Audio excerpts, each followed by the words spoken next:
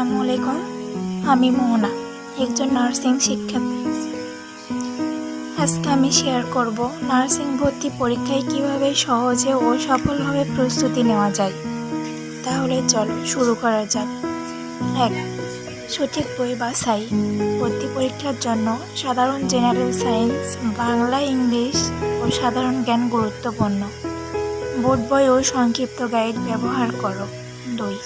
Routine করো। প্রতিদিন অন্তত 5 থেকে 6 ঘন্টা পড়াশোনায় সময় নির্ধারণ করো।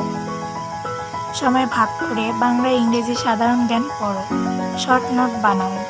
প্রতিদিন গুরুত্বপূর্ণ টপিকগুলো শর্ট নোট করে রাখো। এক্সামের আগে এই নোটগুলো অনেক কাজে দিবে। 4. মডেল টেস্ট দাও।